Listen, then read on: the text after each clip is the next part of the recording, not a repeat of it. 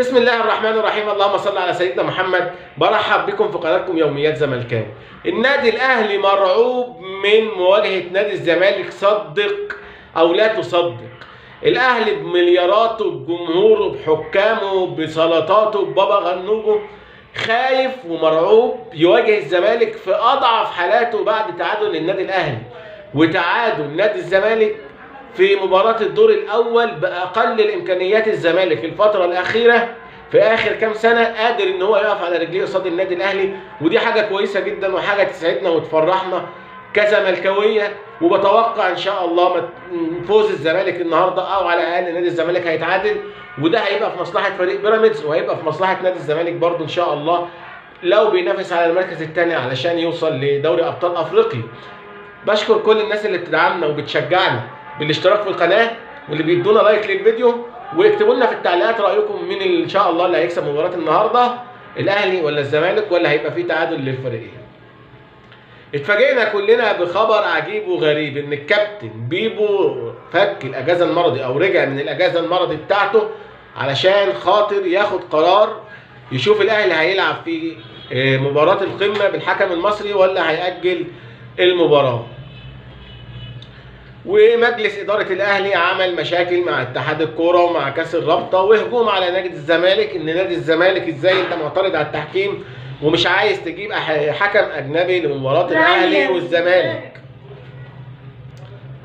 موقف نادي الزمالك بصراحة موقف أنا شايفه موقف عقلاني جدا، والزمالك لأول مرة ما أشوف إدارة الزمالك مشيت بعقلها وقالت إن أنا كده كده بعيد عن المنافسة، فايه اللي يخليني اروح ارمي 70,000 دولار ولا 50,000 دولار لحكم اجنبي عشان خاطر المباراه وعشان خاطر ان انا. هي المباراه طبعا مهمه بالزمالك، بس الزمالك عنده ازمه ماليه. ايه اللي هيخليني اروح ادفع 70,000 دولار لحكم اجنبي في حين ان الحكم المصري اللي هيجي للمباراه دي اكيد هيبقى من اكفأ الحكام المصريين وهيحاول ينجح بقدر الامكان. ولو الحكم بتاع مباراة الأهلي والزمالك مشي بما يرضي الله وأدار المباراة بصورة كويسة جدا وما كانش فيه بقى لا احتواء ولا ضربة جزاء هنا ولا ضربة جزاء هنا، ومشي بما يرضي الله، فده هيبقى نجاح للتحكيم المصري ونجاح لاتحاد الكرة ورابطة الأندية، ولازم كلنا نقف وندعم التحكيم المصري. فده موقف نادي الزمالك موقف محترم من الأول خالص، أعلن إن هو مع التحكيم المصري وإن هو موافق على الحكم المصري. لحد هنا الكلام ماشي مظبوط، والمباراه اصلا مباراه الزمالك.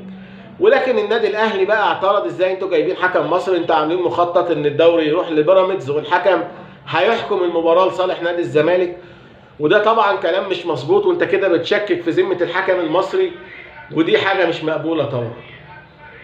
فبدأ النادي الاهلي ينتقد من رابطه الانديه لانها هي المسؤوله عن تنظيم مباراه القمه وتنظيم الدوري بصفه عامه يعني، واتجه لشكوى في مجلس اتحاد الكوره وفي رابطه الانديه، وبدا كده الخلاف بين رابطه الانديه واتحاد الكوره وبداوا يرموا المشكله على بعض ومش هنقدر نجيب حكم اجنبي للمباراه. المهم ان في اتجاه كبير جدا لتاجيل المباراه، وده لو حصل انا شايف ان من حق نادي الزمالك يعترض باقصى صوره، وحتى لو هيشتكي للفيفا، لان انت ازاي هتنسحب من المباراه في يوم المباراه؟ كان اولى بقى نادي الزمالك يلعب ماتش تاني قصاد فريق تاني غير الاهلي في الكاس او كاس الرابطه، وكان هيسهل على نفسه المباريات الجايه لما يلعب المباراه بتاعه فيوتشر وبعدها مباراه تانيه وكده الدنيا هتمشي. انما احنا خلاص عملنا استعداداتنا وجهزنا نفسنا للمباراه، وبطلب من حسين لبيب ومجلس اداره نادي الزمالك ان احنا هنروح الملعب. الاهلي جه اهلا وسهلا، ياخد اللي فيه النصيب ونكسب ان شاء الله، وتبقى ليله رمضانيه جميله كده بعد صلاه التراويح نمزمز بمباراه الاهلي والزمالك، وان شاء الله الزمالك يكسب. الاهلي ما جاش يبقى مبروك، عندك 3 نقط الحلال زي الدور الثاني في الدوري اللي فات، ويبقى قربنا خطوه من المركز الثاني، والاهلي قدامه مباراته مع بيراميدز. لو خسر مباراه بيراميدز هيبقى الفرق بين الاهلي والزمالك نقطه وحيده. لو لعبتنا حربهم ان شاء الله نادي الزمالك يقدر يفوز بالمركز الثاني ويوصل لدوري ابطال افريقيا باذن الله. بشكركم والى اللقاء في مزيد من الفيديوهات على قناتكم يوميات زملكاوي.